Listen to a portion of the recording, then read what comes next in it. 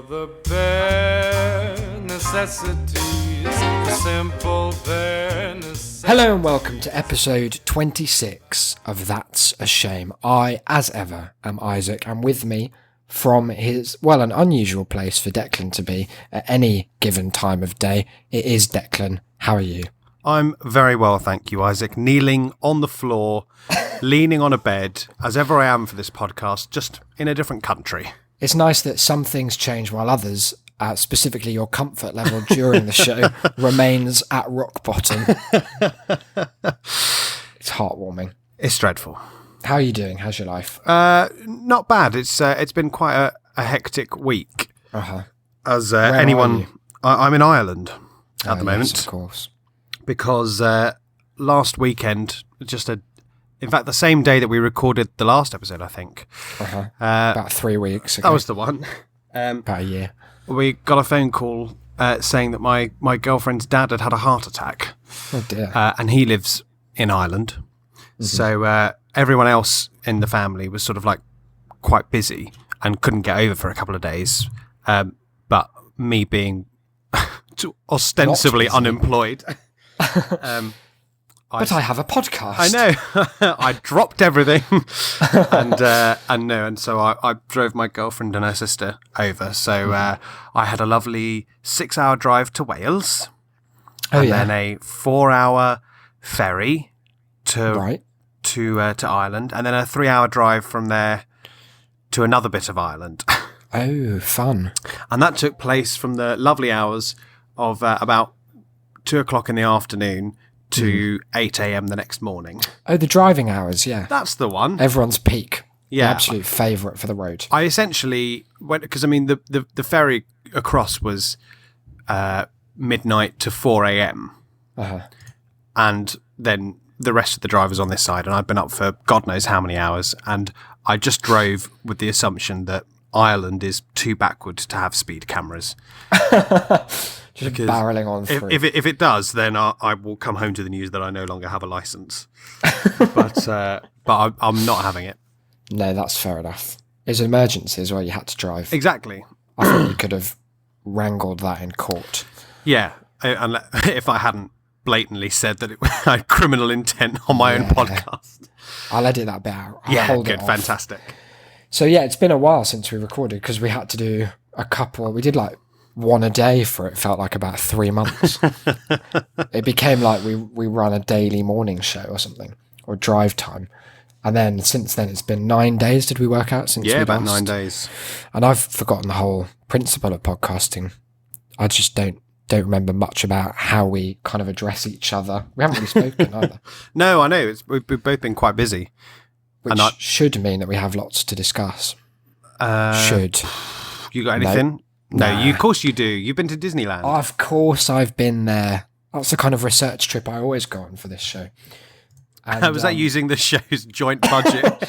Yeah, sorry, did I not mention? I had a nice ferry from Fishguard. You spent 3 days in Disneyland. Tell me a bit about Fishguard before we go into Disneyland, because I do worry about it as a title, as a concept, as a place. As my girlfriend's brother said, it sounds like a really shit knockoff of Horse Guards Parade. But it's a small village on the southwest coast, sorry, of Wales. Mm-hmm. And the only reason it exists is because there is a ferry port there. But it's really odd because you assume that it's going to be a bigger place than it is because there are signs for it about 50 miles away. Ooh. And it's like, yeah, this is, Fishguard's this road. Full of itself. And you're like, well, this, sounds huge, but really it's just because it's one of the only reasons anyone would ever go to Wales. Only way to leave it. Yeah. Once you've gone Don't worry, guys. Once you've gone in one side. Yeah, straight out to Fishguard. So, but it is like, it's a really odd place. Like, I think it's only just realizing that because it has people coming through it, it has the chance to be something more than some shitty little coastal fishing town. Mm-hmm. Because it does look really nice and looks sort of really old, and it's one of these like very hilly places that's a bit like the French coast and whatnot. But it is also slightly stuck very much in the past. In Yes. that, in some ways, that's good, because it means that we parked the car somewhere, and it was 40p for 3 hours, Wow. and it was £4.80 for a week. That's only because no one has exactly. ever left a car there for more than 1 minute. But when we got to Ireland and we were visiting my girlfriend's dad in hospital, it was €5.40 for 2 hours. Wow. I could have stayed there for 9 days in Fishguard. In Fishguard.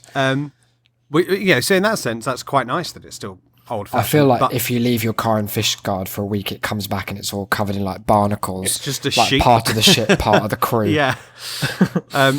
But we, one of the downsides of it being so quaint and old is that I actually had better signal in the middle of the Irish Sea than I did anywhere in Fishguard. Like, Don't got none of them cell towers here, boy.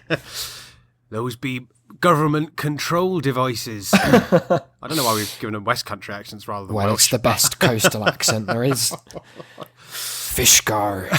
Fishguard is a horrible name for a place, isn't it? It sounds like a kind of someone who doesn't know the word aquarium. Yeah. Trying to just grasp at its basic concept. But then, so you drive through and you think, oh, this is some absolute backwards village. You assume you're going to get hot fuzzed into the next life or something. And so I left my phone on charge in the car, kind of charging through one of the very old fashioned cigarette lighter ports. Oh, wow. But then when we got to this little pub that from the outside looked like any country bumpkin pub, they had sort of USB sockets at every table. Ooh. It's like being in some sort of swanky London bar in the West End or something. We've got Google Fiber. Straight to the bar. Amazing. Irish dispensed with West Country, just gone pirate. You're next to the sea. You're a man of the sea. That's lovely. So they're really trying to make something of it.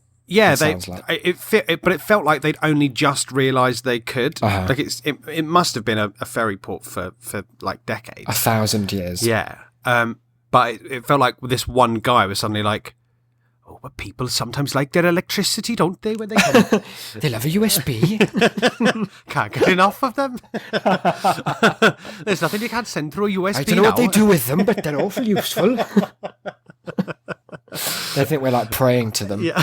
It's like a new religion. It's some kind of fashion statement. I tell you what, the days of the rosary are over.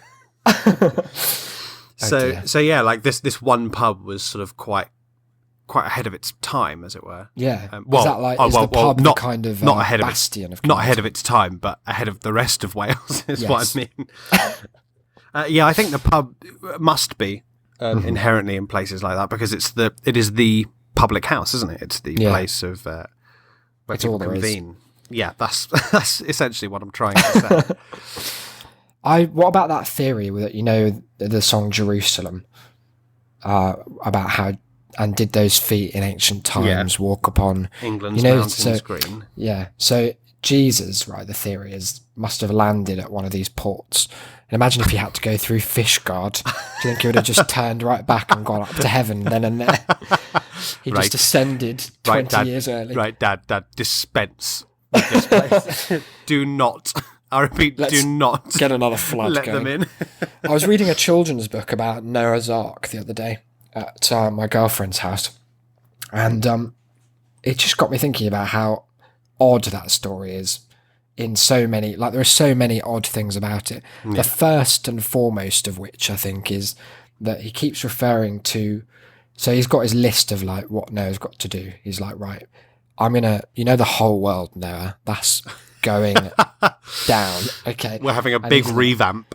Yeah. And he's like, right, so the fowl of the air, fuck them. They're little flying dickheads and I want them dead.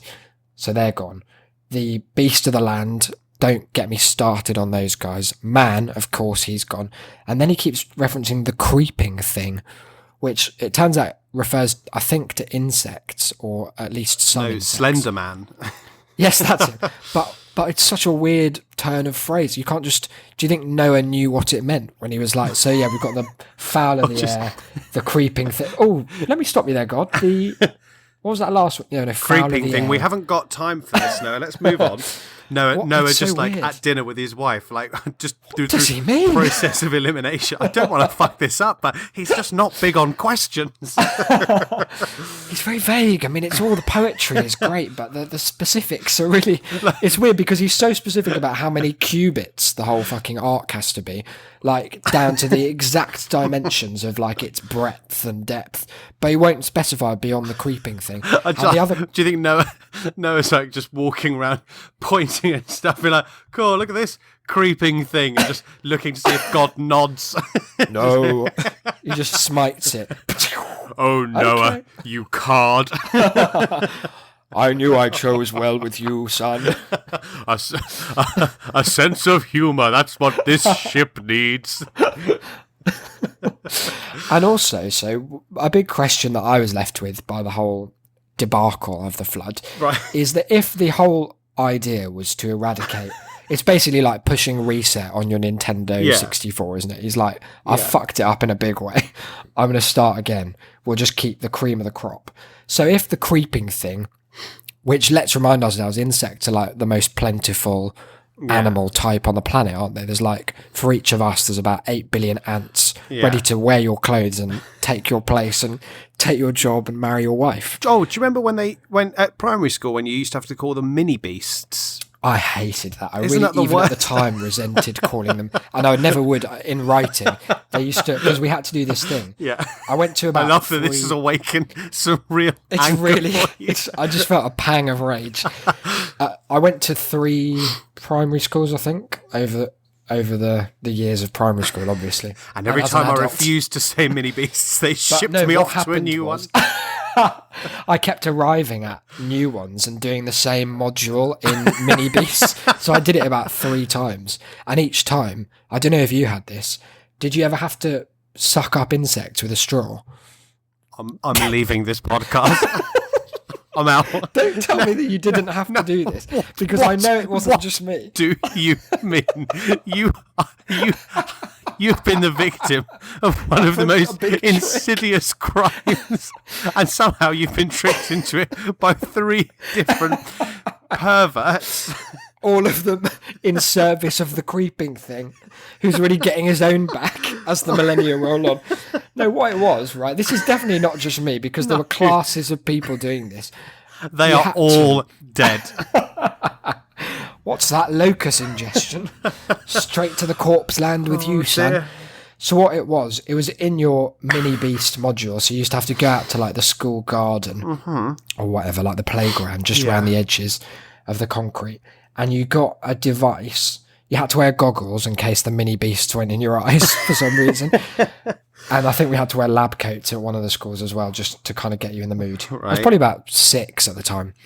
And you got a device that was like, I'm going to struggle to describe it. Imagine one long straw, right? A long plastic straw. I'm with you so far. Too long to too wide to drink through comfortably, because you'd need to exert a lot of pressure on it Right. to suck up your Coke or whatever, or your mini beasts. And then in the middle of it, so it's kind of bisected, and in the middle of it is stuck this glass or plastic chamber into which you suck the insects. And there was, I can't remember which way around it is, but there's some magic of air pressure that means that you either blew or sucked the tube in order for the... So you have one in your mouth, and then you put one over the mini beast, which is usually, I think it was only ever an ant, because what the fuck else is in a Lewisham primary school? So you put it over the little mini beast, and then you either blow or suck. And if you do the right one, it ends up in the chamber, so you can study it. And there's like part of the plastic bit would be a bit magnifying glassy. And if so you can do look the at it wrong close. one, you blow Then it it goes into in the your mouth. core of the earth. No, it comes all the way into your mouth. Well, Like you eat it. No primary school ever, ever. Well, I'm here to say that no three no different primary school schools- ever legally made any child use a piece of ants. scientific equipment where there was a 50% chance you would just be sucking ants off of the floor straight into the throat. It Look, didn't. I'm sorry if you happen. missed out on this Can you formative feel? experience. Can you feel the envy? Oh dear, I had forgotten all about this. Yeah, and so No you used to fucking wonder. you used to have to suck them up and then study them, and then they would always be very clear about which one you did. It would be like, right, remember to blow into the tube, not suck it, or you'll eat all that's these how insects. 5-year-olds work. But no, it didn't. You're right, because there would always be a few kids who ended up having to like cough up a beetle. Quite harrowing, like bits of a leg coming out of their mouth, still twitching. But in conclusion, the whole mini beasts scandal is one that has never failed to annoy me. I don't like it whenever there's one of these terms that immediately drop out of your lexicon, like it's a really specific thing you have to study at school, and then they just forget about it as a whole concept. And mini beast is really the foremost example. You were talking about Noah. Yeah, okay, so the creeping thing. Oh yeah, so my point here was just that if the problem was the whole world, then why is your solution to enact a flood, which, if anything, just increases the habitat of a huge amount of the world? Like, why had the fish done nothing wrong? Or the whales? Or, like, whatever else lives in the sea? I didn't think that the idea was that elephants necessarily had. I thought the idea was that man had fucked up. But he specifically says, I want the creeping thing dead. And I want the fowl of the earth. No, the fowl of the sky. He's like, fuck them. Apart from the one that he needs. Apart from that little dove that comes back. It's really odd, yeah. And also, apparently the Ark didn't have any windows. It was just a great big floating cube, like a kind of that puzzle box in the Clive Barker film. Yeah. What one? Hellraiser? I'm going with Hellraiser. And so that was just floating around like a big Rubik's Cube through the sea with 2 of every animal inside. While all the fish, they're just getting off on it. They're just loving it. They just got more space than ever. I suppose, though, that then when the waters receded, they would have been clinically depressed. They're fucked, yeah. Maybe the trick was, like, he just realised that the fish's problem was a kind of arrogance. Or maybe that they hadn't reflected enough on their own crime. So he was like, what I'll do is I'll give them a taste of victory on the planet. Like, they'll become the dominant species, and then I'll take that away. So they've got, like, a real emotional complex. Pain. Yeah. That's clever of God, actually. I take it all back. Do you remember when the Malaysian Airlines flight went missing? Oh, yeah. A few years ago. And I think it might have been Hannity, or it was some sort of, I think it was some Fox News host was interviewing an expert on the matter, trying to get out of him when they might find it. And in the build up to the question said, it took us 90 years to find the Titanic. It took us 2,000 years to find Noah's Ark. Ooh, how long until we find you there, Hannity? And you just sat watching thinking, this is such, like, this isn't we got the dates of the First World War wrong. This is this man believes in an entirely fictional boat. And then, like, where did he read that it was found? What does he think happened to it now? Where can we go see it? Where they found, there's evidence of like a flood in that area, isn't there? And like there's a lot of myths and accounts of a similar time. Like lots of creation stories involve a flood, and they reckon it can be traced back to an actual flood that happened in like Syria or something.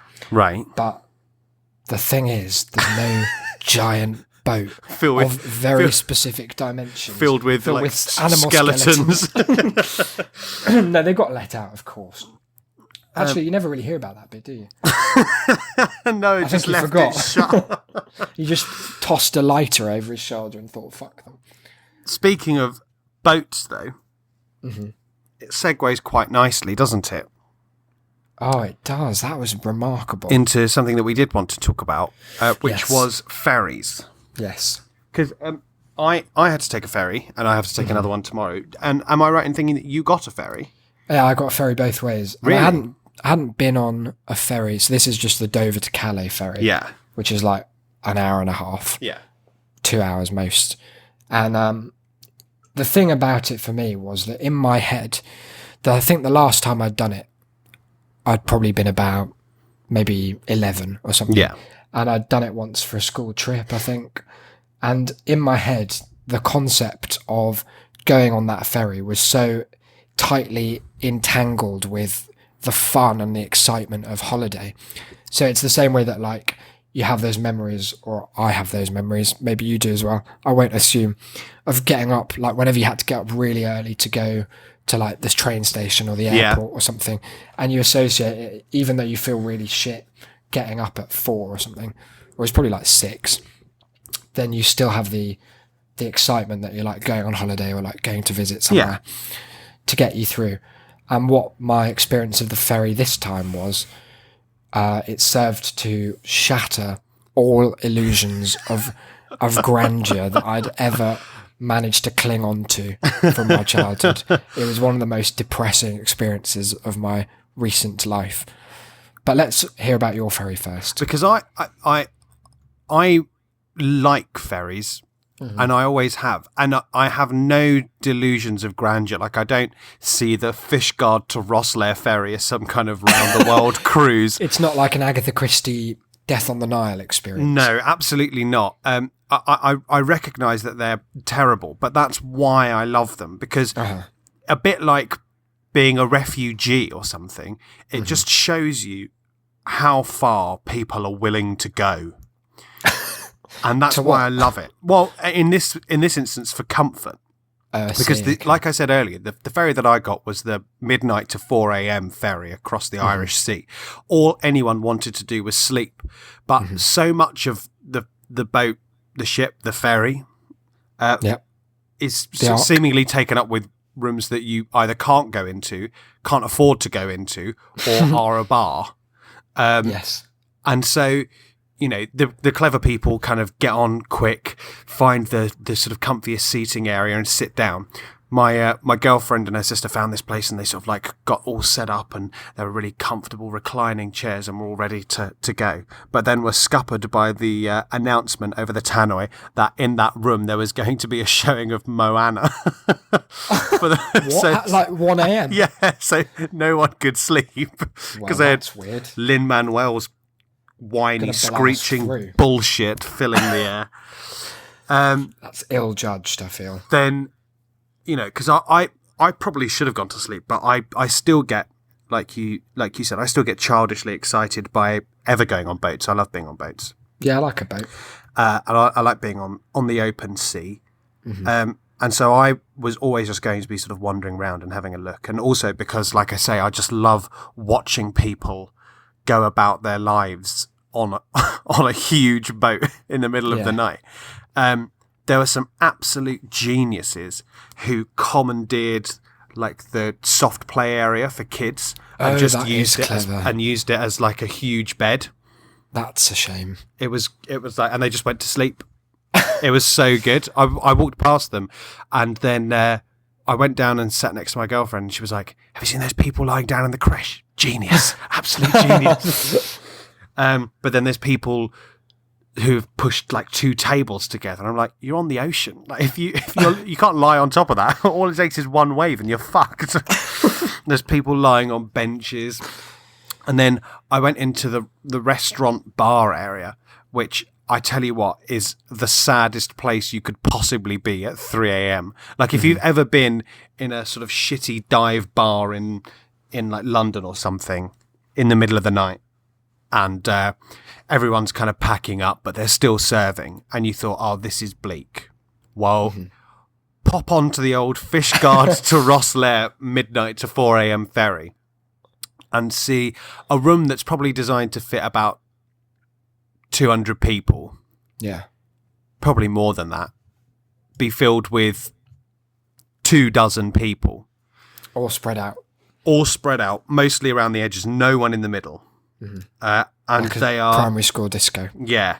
And they are split into 3 groups of trying to sleep, elderly alcoholics. They're the real winners. They make their own fun. For them, just being translated from the boat to land is very much just... it's just a bit of official business that has to take place in order to continue essentially the same existence, seafaring or otherwise. Bless. And people who still want to eat. I decided to combine the latter two. I decided to be an elderly drinker and be eating. Yeah. There was something like really surreal. It was like a sort of Lynchian dream sequence about ordering fish and chips at sea at 2 a.m. and just sitting by the window looking out as this lighthouse flashes away, like Ooh. on the horizon, and looking around at people contorted into some of the least comfortable shapes I've ever seen human beings. Like I really think that people wholly underestimate just the floor As a comfort space. For millennia. Yeah. We slept on the floor. Yeah, my go-to is always the floor. Yeah. If at a house party or even just in my own normal, like visiting a friend's house, usually, if there's like the slightest hint that I'm not getting a bed, I'm just instantly collapsed onto the floor. Yeah. Like, I'll be here. Yeah, and who are these fucks who sleep in the bath at house parties? Who is that? And it's people only do it because they've seen it in like American frat Pie scene. Yeah, exactly. Because it's objectively shit. Really, like, what are you really doing? uncomfortable. It's like you're going to wake up with a neck that has all the malleability of varnished connects and is going to hurt for like a week. But you see people on ferries doing equally stupid things. Like there are people, you know, they had loads of booths, like booth tables, and there are people with their feet in the booth lying out, and instead of kind of bending at the knee so they can stay on, have fully extended but just got the head hanging off the end. Well, that's like a nice you're little asking bit of to be blood rush decapitated. to get the bends. Yeah. So yeah, that was my experience as well, and I didn't really realise that this was a universal the way we treat ferries, because in my head, like I say, my abiding memories of going on the ferry with like friends or family to France was you'd go on, there's an arcade, there's often like a play area, you'd have like a sit down meal and a drink and just watch, and then it was kind of over. But what happened this time was, so you parked in, there is something about the lighting of the bit that you park it's in like a that Saw is just film. like every horror film at once, because it's got like, it has the twin qualities of like an industrial warehouse thing, but then also like the dockyard scene, and there's a fluorescence that's like kind of paint that is over like washed out, or just a tower car park. yeah, it's really very odd. So you go from there up the stairs, and I think I'd forgotten like my wallet or something in the car, so I just went back down. Everyone's like flooding up the stairs, and I just went back, sort of like moved to the side, went back down. I was probably about 20 seconds behind the bulk of the people. Like if I'd carried on rather than doubling back, I would have been one of the first 100 people onto the main deck. So in the time it took me to go back to the car, get my wallet and come back, when I arrived, everyone had assumed positions that gave the impression that they had been there weathering this the whole storm of their lives of a civil war for decades. There were people like lying in the stairwells, like across flights of stairs, like they were waiting to be rescued by the Red Cross. It was so weird. It's like the apocalypse, isn't it? But why is that an exclusively nautical attitude? I think because people are probably there either because they booked too late and couldn't get on the Eurotunnel. The Eurotunnel's too claustrophobic for them. Is that a thing? Or People they don't just like it. Yeah. Or they just didn't know about it somehow after two decades. Like I recognise, because Canterbury's pretty close to Dover, which hadn't really considered, so it was a really short drive there. And then we were only going a couple of hours the other side. So I guess if you're coming from like a much longer journey, I can see why you'd be tired. But I think just sleep. But I don't see why you'd fucking sleep on random bits of the floor. Like someone was asleep on the toilet door, like just against it, like they'd been shot. Like what's that about? I think it's because people are so aware that suddenly they've come from being in a space that is entirely theirs to a space that's very public, and they know they're going to be there for a long time, potentially, certainly on like a 4-hour ferry. And so they know that they need a base, like they need someone they know they can go back to, where they can sit down, where they can lie down, where they can sleep, and they are certain that at the slightest hint of them moving, like having a table in a busy restaurant, that someone's just going to nab it straight away. And so people set up these fiercely protected little alcoves for themselves, and it's it had anywhere they can the vibe of like society, like after the government collapses and everyone forming into little enclaves. Yeah. Like as I was walking on the second ferry on the way home, this was at like midnight again, I think, midnight to 2, whatever. And same kind of vibe, everyone huddled. But this time, the captain, that's what person's in charge of a ship, innit? A captain. Sure. Yeah, the boat pilot, he didn't announce when he was like, we set off a bit late, so we're going to run on 4 engines the whole way there. And like, well, why the fuck didn't you do that on the way out? If you've got 4, here's an idea. Because I'll come back to how disappointingly slow the whole concept is in a second. But yeah, so he was like gunning it as much as a ferry can on the way home. And this meant that there was quite a lot of like sea turbulence.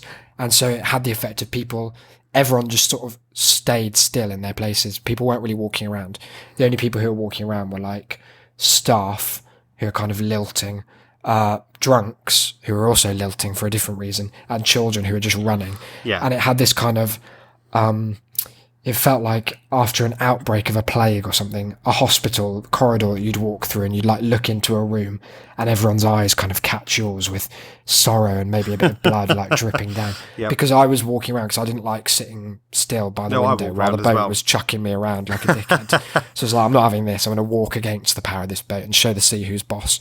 So I was walking all around trying to find the open deck, which was shut because I guess people would have just jumped off in despair at the whole premise. See, the open deck was open for us, the top deck. Oh, I was sorry for the majority of it the only person out there because I like was excited by the whole idea. I love being out there. I took a really kind of like creepy set of videos just of like wandering around the deck because there was no one there. And but looking back at it, it looks like found footage that when I eventually get murdered, yeah, people will be like, well, he the got whole chased. thing is just a horror set because like I was saying, like just walking around, everyone just watches you as if like they've never seen anyone do this before. It's like the bit in the infection film where the doctor appears, or like the person who has the cure, and everyone's like watching, like judging what the situation is going to be like. Do we have to run, or is this person here to help? And I just was walking around like, where am I? How has it come to this? P&O used to be like a civilized way of travelling. Yeah, it was like you'd have P&O a was glass a way of of life. champagne. Yeah, and now it's just 1 hour and a half of terror trying to avoid everyone else. But yeah, on the way out, there were 2 things that immediately set up for me that I was going to have a bad experience. 3 actually, I just remembered. So the boat was called the Pride of Canterbury, which is an inauspicious title. And it had a big sign that I'll tweet out that was like, home of welcome. 3 escape the rooms. Yeah, they love them there. It was like, welcome to aboard the Pride of Canterbury. And then it had a big map of the 3 decks. Like, you are here. And all that it did, like when it had what's on board the Pride of Canterbury in giant letters, followed by what was on board, it just looked like the setup and punchline to its own joke that nothing was on board. It's like, well, I hope you like the bar being shut both ways and the Starbucks not existing. But if you want to buy perfume, there's a fuck ton of that, so it's great. So that was a downer. Then I hadn't really noticed when the boat started moving because it seems to creep along So slow, at about the speed of like bits of Pangea escaping from its own landmass, like just at tectonic pace, just very slowly. Like you kind of feel like if you could just mount, I don't know, a bit of Earth that happens to be travelling in the right direction, you'd end up there faster. So that was a shame because I just was hoping for, you want some feeling of motion when you're travelling or you're going to go insane. And then lastly, they came, the only thing that was open was like the food court. So we went up to get coffee and I had black coffee, but everyone else was looking for some milk, and he kept gesturing to this corner of the room where there was clearly nothing resembling white milk. And what it was this big vat that you had to stick your hand in, like one of those crystal maze puzzles where you put your hand through some brushes and you have to tell what it's on the other side. And out you pull, you kind of reach around groping in the dark as if you're about to find like a bit of flesh or like someone's brain as a big prank. And then you pull out this carton that just has in big, bold capital letters, tastes like fresh milk. So such an upsetting concept. No more questions. Yeah, don't worry about it. I mean, it tastes like fresh milk. It was a real shame, the whole thing. I think I would enjoy it if I now knew that was what to expect, because it was funny, but it was just so unexpected that I couldn't enjoy it at the time. It just made me feel a bit sick.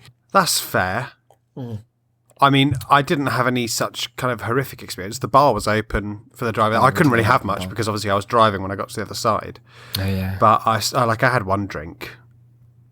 They did look at me somewhat suspiciously when I ordered it, and I thought, oh, maybe they know I'm driving. But then I was like, also maybe they know it's 2 a.m. in the middle of the ocean, and no one else here is conscious. Yeah, I feel like the rules of the ocean are just drink whenever you can. There was one man who I think epitomizes this post-apocalyptic mindset from my journey over, who I went when they did the announcement. They're like, okay, we're going to be coming into Rosslare soon, so be ready for the announcement about returning to your car. So I was like, right, I'm going to go out on deck and sort of get the wind in my face and wake myself up again before the drive. And I went out, and there was one man, I don't know if he just panicked or what, but he was asleep on a bench on the open deck. Oh, wow. With an unlit cigarette in his mouth. And I just sort of like shook him awake. It was like something from The Day After Tomorrow. Like, guy, we're moving on. Go without me. He was like, oh, cheers, lad. Thanks. I was like, well, no problem. Are you all right? Yeah, fine. Haven't been the same since the war.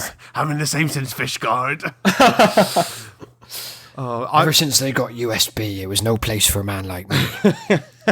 I'm looking forward even more now to my ferry home tomorrow, because I'm getting a really early morning one, so it's kind of the opposite feeling perhaps, and see what's going on. They did have the infamous Batman game on my ferry. Oh yeah, that's lucky. They didn't have anything of the sort. Do you want to tell our listeners a little bit about the Batman game? So imagine, guys, it's a classic arcade driving game setup, except there's a big twist here that you'd never guess from something that purports to be a game.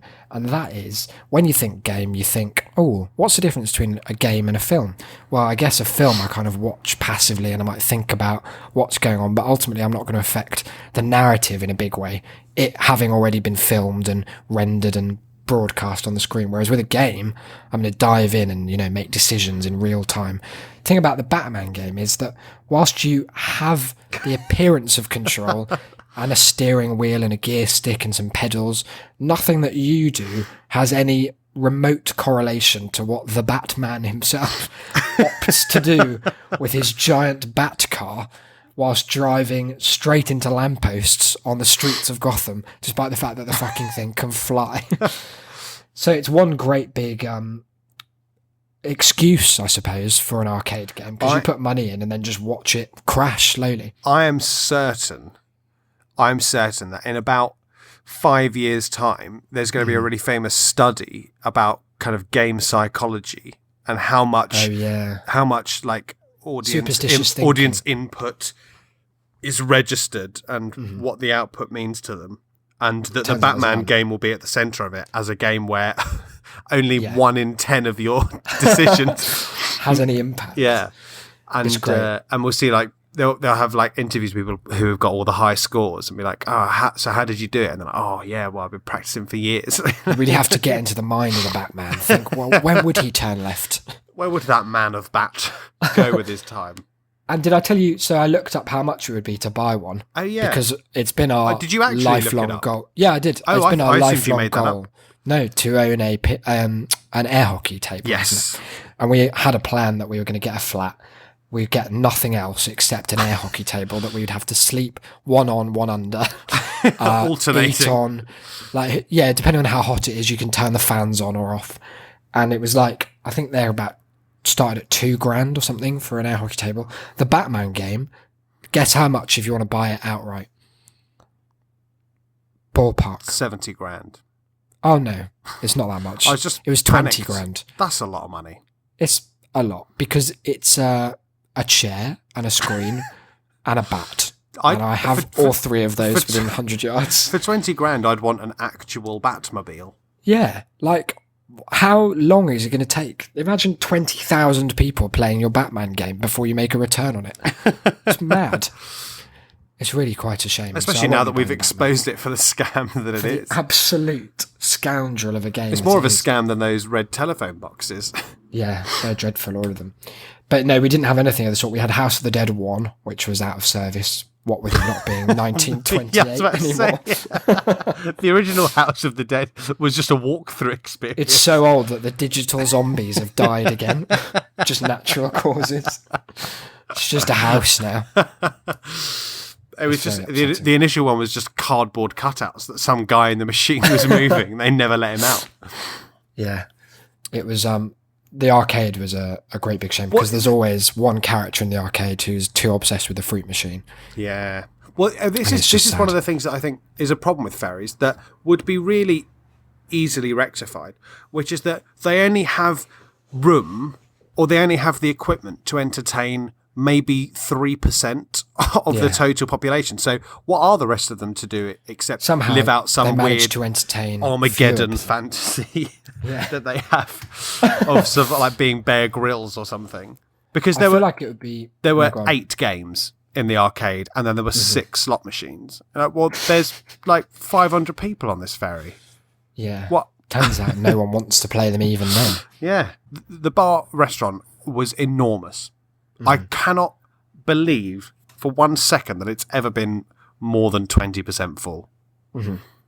And even then, most of them probably just trying to sleep in some weird contorted hell of a position rather than What struck eating. me about the whole boat thing as well was had a very run down feel, and I know that apparently P&O is doing very badly these days. In the same way that like British Airways has kind of cut costs. Apparently, it's a bad time to operate a ferry. But if you're building rooms in a boat, like once you've built the outside of the boat, the room could look any way you wanted it to. And all they've gone for is giant rectangles in beige and in a colour that already looks stained before it starts. It's just, where do you hope to go from there? Like you're not setting up success. Everything has the air of, when you go into a rundown kebab shop and they have those pictures of food that only looked good for the first day they were installed, but now having had light shone through them at 1,000,000 watts for 5 straight years, everything looks like it's been actually just left out in the sun, like it was and real it's like food. A film of kebab grease as well that just sprays around. That you can just about make out that something maybe used to be red. Yeah, you could taste the air on the ferry, and that's never a good sign. That's a shame. Yeah, it is a shame. Let me tell you a bit about Disneyland. I haven't got that many points to tell you because, as we know, I love Disney. It was always going to be great. It was actually a lot better than I remembered it being as well. Oh, that's good. Because I hadn't been there since I was like 6 or something. Yeah, and it's just bigger and more stuff than I remembered. As I told you already, I had dinner on the last thing we did. They've got a little fake Paris, which is quite funny for it being in France. Yeah. Where they've themed some Ratatouille stuff. There's a Ratatouille ride and a shop and some restaurants and a little street and fountain and things like you're in Paris. And the last thing we did was have Ratatouille in the Ratatouille themed restaurant, which was just delightful. What a great film that is. What a beautiful film with a tiny little rat who makes it as a chef. A lesson we can all learn from, I'm sure. So that was good. The first and perhaps best thing that happened was when we arrived, I'd slept for about 2 hours, maybe. I slept about 40 minutes because we had to get up at like 1 o'clock to leave for the ferry. And that's a time at which I'm really coming into my stride in the day usually. Yeah. So I had about 35 minutes sleep there and then slept in the car a bit. But we kind of drove straight there, ferry drive, check in, straight to the parks, no fucking around. No.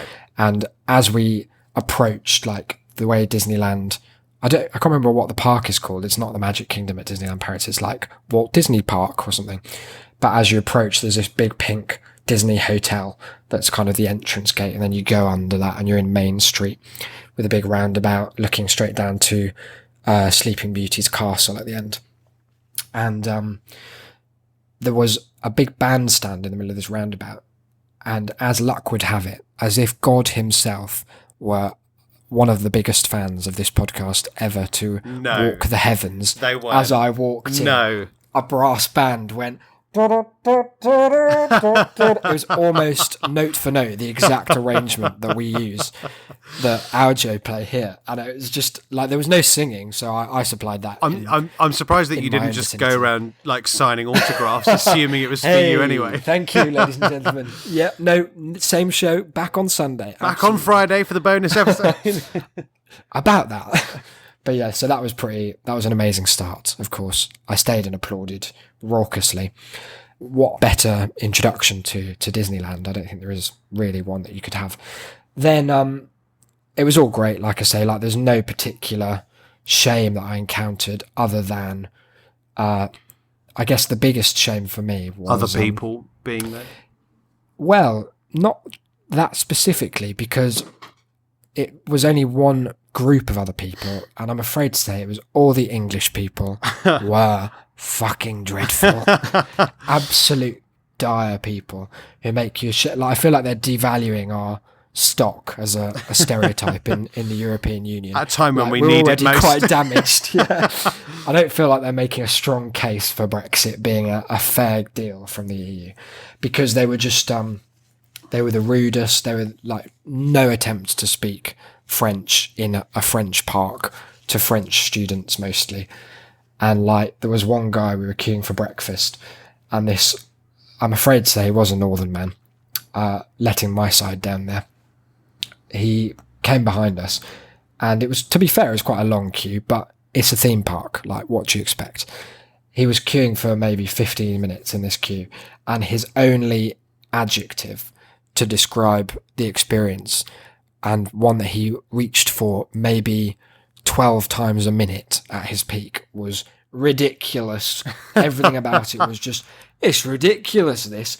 Imagine queuing. They've got restaurants all over the place and they want me to queue here. It's ridiculous. And he was getting really angry about it. Like, and then it took a turn. So it was quite funny at that point because he was just being a dick. And he said this amazing line. Imagine having this complaint about a theme park, right? He's queuing for breakfast.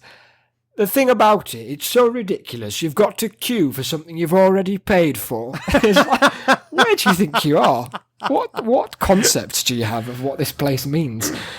And so he was getting pissed off about that. But then he noticed, and his agony and anger took a darker turn for me. It became less funny and more, oh right, so you're just a prick. He noticed there was a special queue off to the side with a disabled, like the wheelchair icon above it. And he was looking at the people in this queue for a while, because I kept looking back. We were talking like, me and my mum were just talking in French so that he didn't know we were English and try and get us in on it.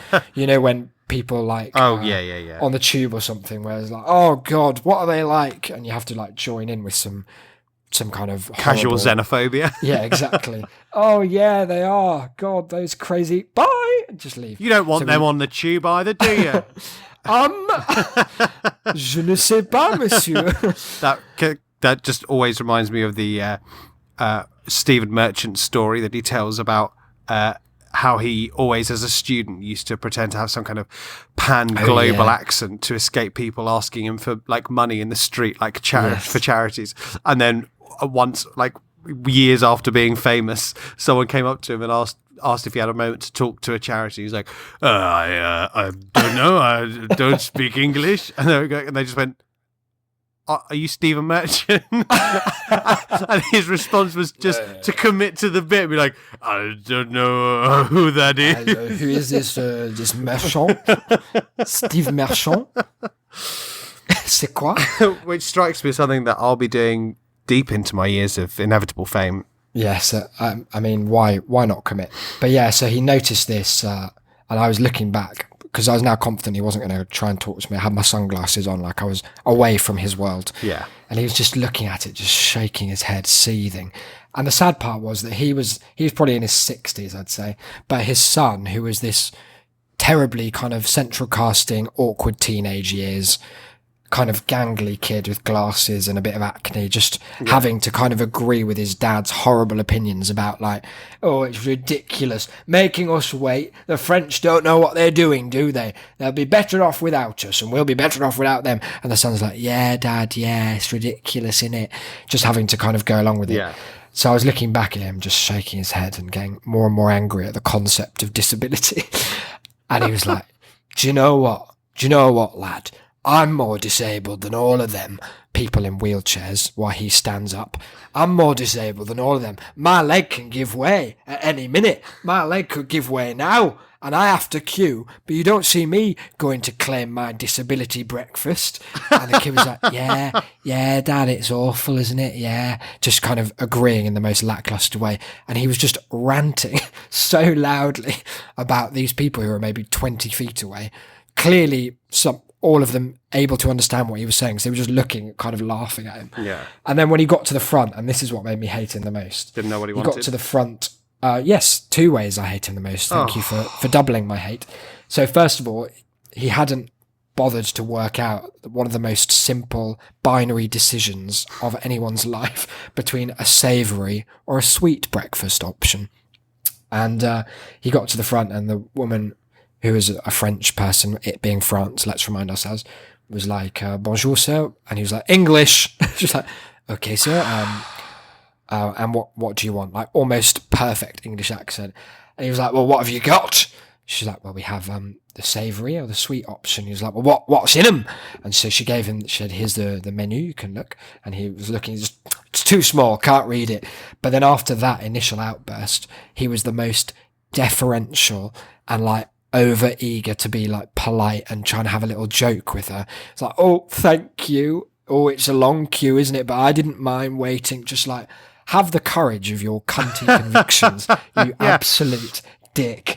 Like, if you're going to be a dick in the whole queue, don't just bottle out of telling someone at the front.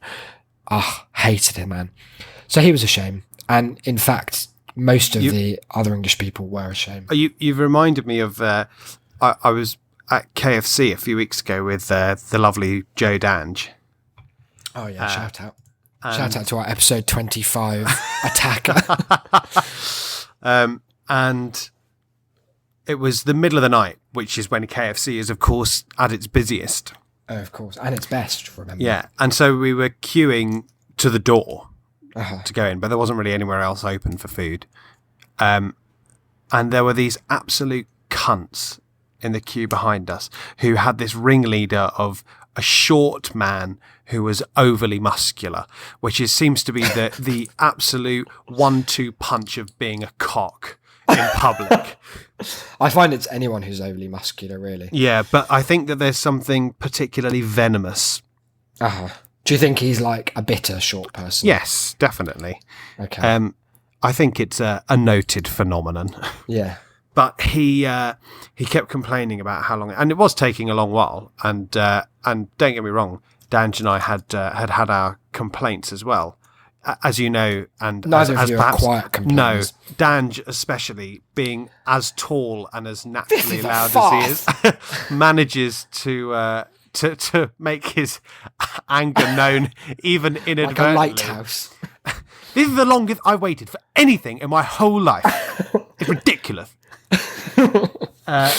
But this guy behind us took it to the point that because there was a system whereby you'd order, then sort of like stand back for a bit, and then when your meal was ready, you'd go up with your receipt to get it. Ordinary fast food procedure now. Oh yeah, we've all been there. He didn't believe the man and put his arm across against the wall to stop him going in front of it, like further to the front than he was. I was like, no, mate, no, come on. I'm not an idiot. I know how this goes. You just go up there and you go and order. Oh, no, you don't. No. Well, this is it. Like, he kept on for so long. And there was, to the point that it was a real building tension, because I thought he was going to try and fight this man. Because the other guy seemed to think it was a joke. Because he was like a tall black guy. And he was like sort of going, oh, funny. And he was like, no. Was it a joke because he knew that he'd be able to take this guy if he did anything? Well, possibly. But he was like, he was dressed in a suit. Like, he was sort of like a middle-aged businessman who just Oh, he happened was like to an have gone older to- man that was being harassed by this Yeah, horrible exactly. idiot. That's the one. And he was sort of like, oh, of course. And he was like, no, it's not funny, mate. You can't just push in. He's like, no, I'm going to collect my meal. He was like, yeah, we're all here to collect a meal. Come on, guys, aren't we? We're all in this together. And Dan He's and trying I, to sign up yeah, for and it. Dan and I were sort of like sharing a glance of, oh, fuck. Are we going to have Yeah. to step in? Because we can't just stand there while a race crime happens. But at No. the same time, I just haven't got time for this. and eventually, the guy just like showed him the receipt. Like he had to get out evidence, like it was the police. Like he was trying to get across like the evidence line. And then the guy did the exact same thing as your northern man and was like, oh yeah, only having a laugh with you, mate. Only having a laugh. Yeah, go on, up you hate go. it. Up you I go. fucking hate that so much. And It's just the cowardice of it. To Like, just if you're going to be a prick, you have to own it. Yeah. Surely. That's the very least that you have to like pay back to society. Or- Stay in your lane or if you want to do that, then apologise first. profusely, Yeah. on hand and knee to that man. That you- Say, I'm so sorry. I'm such a stupid, educationally subnormal, overmuscular prick. I'm sorry I didn't believe you. You were right. Have my meal as well. I'm going home to cry. I'm going on the ferry where I belong. I'm going to sleep in Gonna the go and stairwell. Sleep in an aisle. Yeah. Gonna go and sleep halfway into a urinal. Oh. Dreadful. So the last thing I remember is not quite That true. sounds like your mum drugged you for you to come. I had a lot of glotinis when I was out there. It got pretty hectic. I was in a bar that was. We arrived after like the fireworks show, which was fucking magical, may I say. It's the one at Walt Disney World where I've been more. Has been there for a really long time. I'll quickly give you some backstory. I don't know if I've told you this before, but Walt Disney World, Florida, that's where Walt Disney World is strongly affiliated with the Make-A-Wish Foundation. Like they're one of their biggest wish fulfillment people, as you would expect, it being Disney. so bloody amazing, where dreams come true and all that. And one of the most unique Make-A-Wish things they've ever had there was, I think, about a decade ago, and I could be off with the date somewhat, a little girl who had terminal cancer. Her wish was to be somehow part of the park after she was gone, because she knew she was dying, and so she wanted to be like remembered and to stay around in Disney in some way, because it was her favourite place. And the then chairman, whoever was in charge of the park then, came up with the idea that they'd build their nighttime show. So every night they have it, it's called Illuminations, and then the fireworks show. And taken together, it's like 20 minutes or about a quarter of an hour of a castle projection show where they have that amazing like digital projection mapping where it looks like the castle's moving and being painted different colours. All your favourite characters rock up with music and narration. And then the fireworks show is, as you'd expect, fireworks and that. And they made this show called Wishes, and they got her to sing a little song, which was, it had some lyrics from When You Wish Upon a Star, and it had some original lyrics about like wishes. It goes something, make your dream come true, like this. And they had the little girl sing it. So it's an incredibly like, even if you don't know the backstory, you can kind of intuit it, because she's obviously not, it's obviously a child singing, and it's fairly obvious why that would be the case. And their pledge was to keep it there until the parents died, so that they'd always have their daughter at the park. Oh, that's nice. Which is a really nice thing to do, and it's a really lovely show. But it's also quite old, right? So I've been seeing, the 3 times I've been to that park, I've seen the same relatively old show, whereas they've just redone, because it's the 25th anniversary of Disneyland Paris in the same year that I'm 25, so we're the same age. I like that. They've redone all their stuff for the 25th anniversary, and it's just mad. Like, it's like being in a club. They have all these lasers that come down, like a big sea of lasers, like you're about to be in some kind of Swedish house mafia rave. And then just the Lion King starts. It was just absolutely mad. They had haze machines and like water fountains. Not like the everywhere. drama barn. That smoke machine was the absolute bane of art. But yes, so after that, that's always the last thing that happens. Then they shut the park and you leave. So we went home via the Le Disney Village, which is the like bars and shops and stuff bit where they try and get you to spend even more money. And there's one bar there that does live music, but it was just ending as we arrived. And when it didn't have live music, it was a very unpleasant setup for a bar because it looked like a scene in a prison movie where there's going to be a riot, because you walk into this giant rectangular space which would normally be like a dance floor with a stage at one end, and all the seating is like the levels of the floor around the outside going upwards, so there were like 3 floors where you could overlook this dance floor. And it had that vibe of when there'd be a scene where they're like shuffling back to their cells and then you hear a commotion from the main hall. Yeah. And they'd all come and look over the rails and there'd be someone like be a guard thrown beating over. someone to death. Yeah. Yeah, exactly.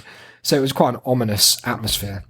And it was also quite empty apart from this baby, he must have been about 2, just dancing its heart out. It was the most heartwarming thing. It was just dancing to the quietest music in its own head, living its life at like 1 a.m. It was amazing. There was one other family who rocked up and they were sitting, unfortunately, in that way that only problematic people do. There's the whole bar of space. They came to sit right next to us, like the table behind. And they were talking about Disney stuff originally, like some series that they've been watching. I think like the little girl had been watching some series on the Disney Channel. And then the adults started talking about TV more broadly and came onto the topic of Twin Peaks. And I was only half listening to this conversation until I heard Twin Peaks, and then I kind of tuned in a bit more. And I had missed quite a lot of the setup, but they were basically bemoaning the most recent series. And, Wrong. Saying that it's like, it's just a bit hard to follow now. I think he's lost his way a bit, David. And this one sentence that I've written down, I took a note of it then and there on the spot, quite a little bit drunk at like 1:30 in the morning, because I had to remember it verbatim. This sentence is, there is no shorter way to misunderstand every single element of Twin Peaks, which is admittedly a fairly obscure show, but there are certain elements of it that are kind of set in stone and that aren't open for interpretation. And one of those is the main character and their method of death. So the sentence was as follows from a woman who I'd say was probably about mid-40s, maybe 50. She paused for a bit and just said, "Yeah, well, it had gone downhill since Laura Palmer was killed by that bear." Laura Palmer was killed by that bear. And I just turned. I was just like, she must have noticed, because she just sort of smiled at me. It was like, all right. And I just couldn't say anything back. I like lost the ability to interact with another person. What is she thinking? What has she seen? Where Laura Palmer has got to be like one of the most famous names in all of fiction. Who killed Laura Palmer? Like, that's just, if everyone knows that sentence. Yeah. Everyone knows that name. Even if you don't know the origin of it, you know Laura Palmer, not Laura Parman. After all that stuff with the dwarf and a giant and a magic turned out root to be and a bear.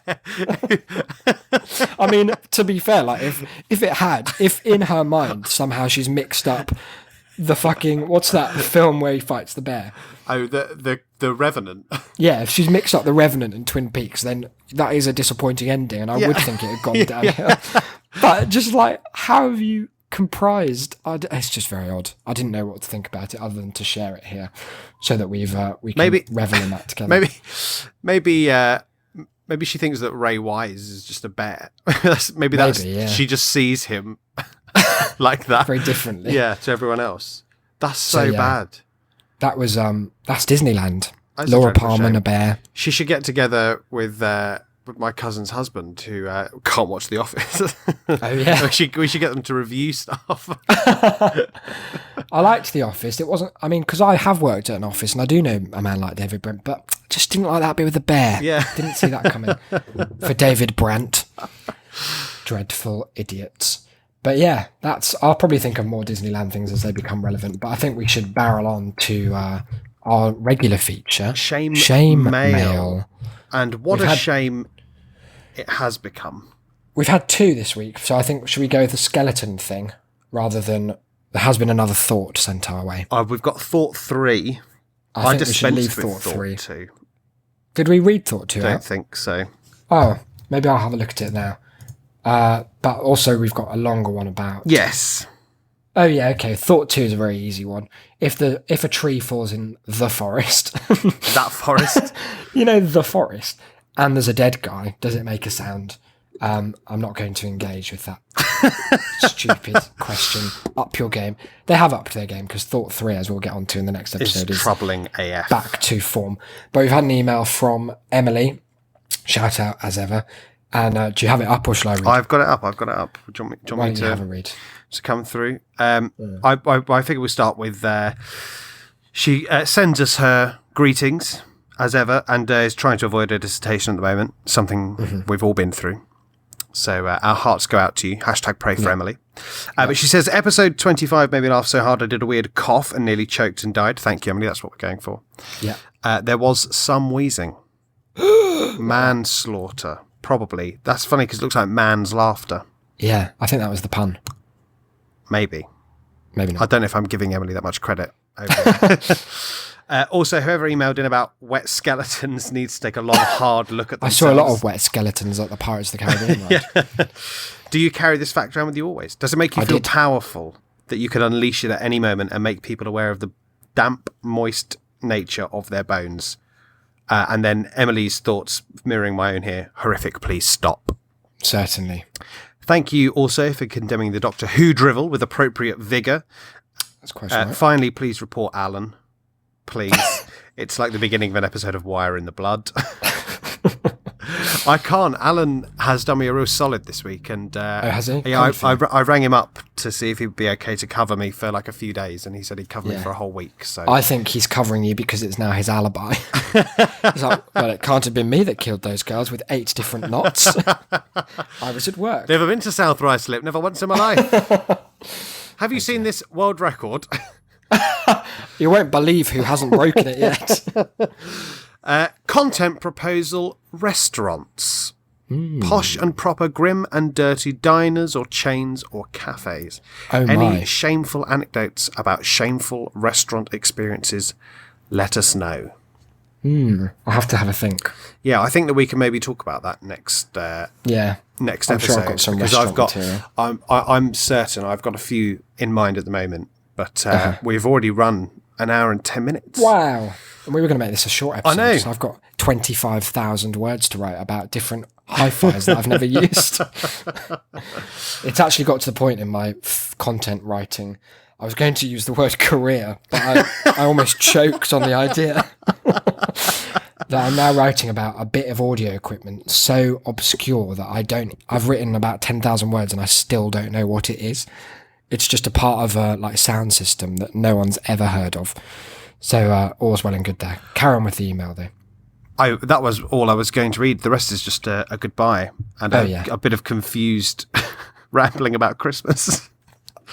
I can't wait for our Christmas episode. I know. It's going to be... it's going to be 8 hours long. If that. I think it's going to be like an episode a day.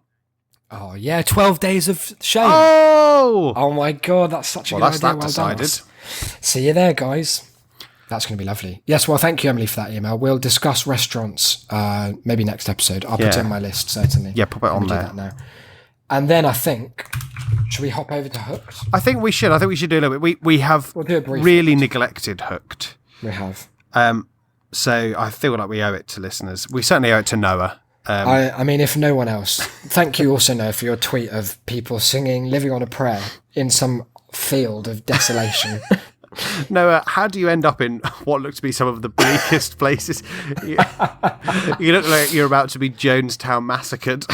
I think he's an investigative journalist of sorts, reporting live from different it looked like a field made out of people who exclusively collect tinned food because they're sure the apocalypse is round the corner, just around the riverbed. Ferrygoers, you say? That's them, Thorpe Park ferrygoers. I did see Noah tweeting saying that he wants to go camping, and I feel like I should probably put him in touch with Alan. See if they want to do a little. That's the partnership made in heaven. You won't need to know any knots. Alan has them down. If you need to know which way the wind's going to blow, it's always the right way when Alan's there. The camera lens is very pleased about Static. it. So to recap what I have grasped of this inverted commas story thus far. Yeah. There is a girl. She is called Emily. Is it? I can't remember which one's which, to be fair. I'm playing Emily. Okay. And is Emily the Emily has a one, boyfriend called Derek. Right. I'm sorry about that. And she is... she's on a date with him at the coffee house. Yeah. And her friend Andrea messages to say he's only a serial killer. He's only one of those cult men who's killed Sasha. And but it turns out that Sasha is she's alive and she's there with them. Just right next to them with her tattoo. So I'll be honest, I don't know what's going on. But what had happened most recently was she was like, stay there, I'm coming to meet you guys. And then within 1 second, they'd fucked off. She was like, oh, by the way, I've left. We're going to his house now, where I'll definitely be cult massacred if this story has anywhere to go. Where should we pick it up from? I think 36 minutes later. Okay. 36 minutes later? Is it me? No, it's me. No, it's you. Okay, good. We just got to the house. Where is it? I don't know. It's kind of isolated out here. What's it look like? My character's gone right, idiot. It's a big brick house with white columns. What does the house look like? Well, it's a house. With white columns surrounded by trees. Oh, for fuck's sake. Your favourite word. It's quiet out here. What's going on in my back? Can you hear that? Yeah, is there some sort of frat party I think going it's some on? kind of... I'm being spooky quieted. Let me have a look. It's absolute Animal House It's going loads on. of horrid tourists probably come off the ferry with a vengeance.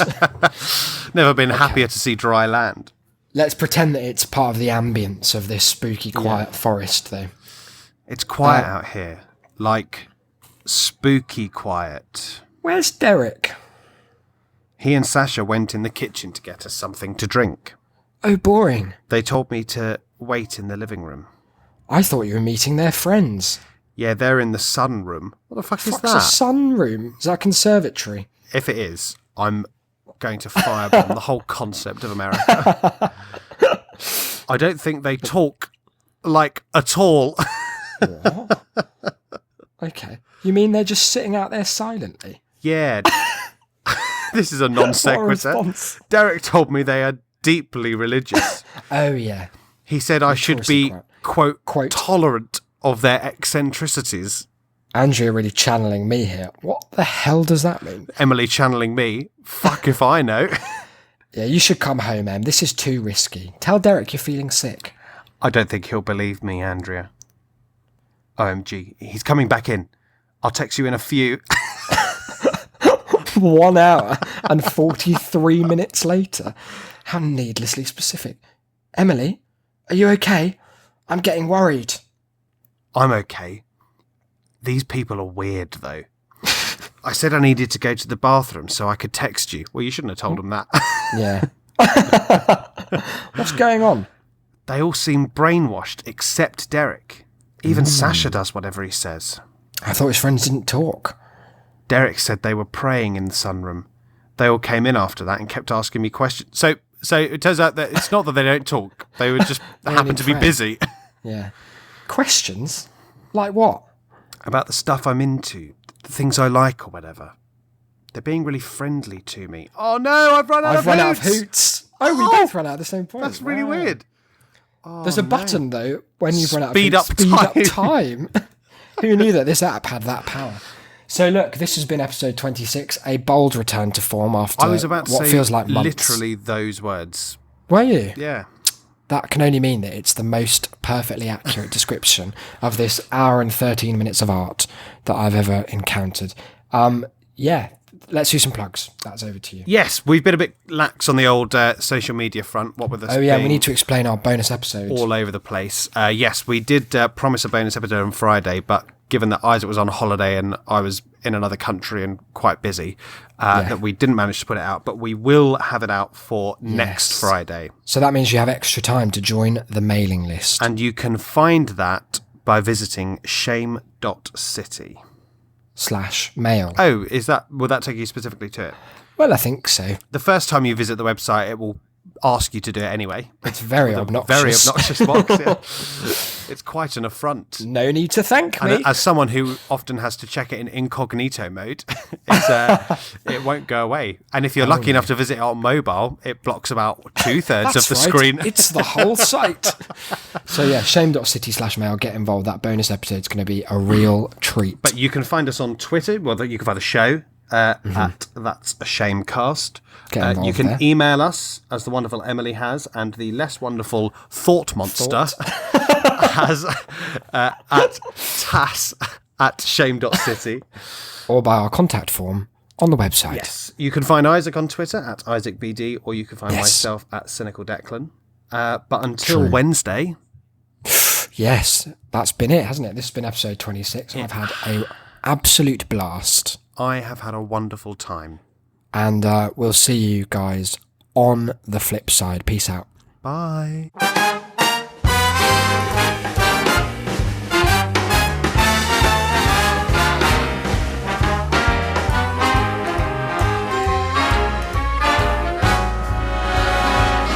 Look for the bare necessities, the simple bare necessities. Forget about your worries and your strife. I mean the bare necessities, oh Mother Nature's recipes that bring the bare necessities of life.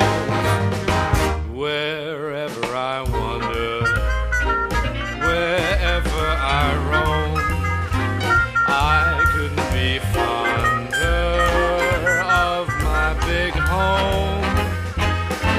The bees are buzzing in the tree to make some honey just for me. The bare necessities of life will come to you.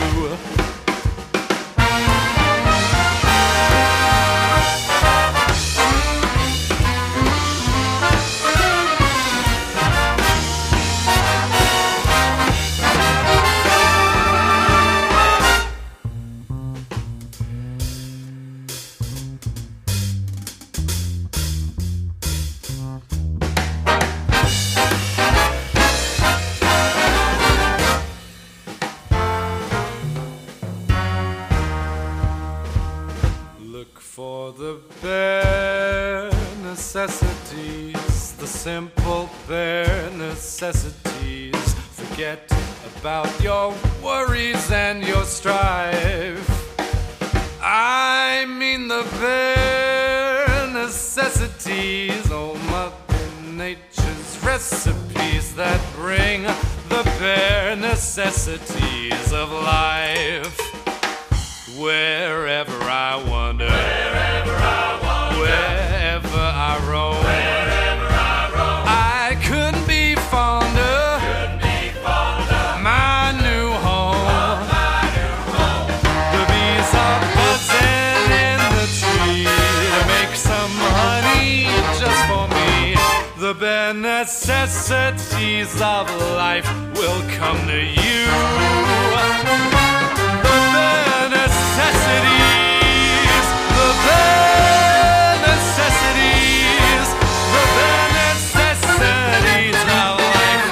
Come to you.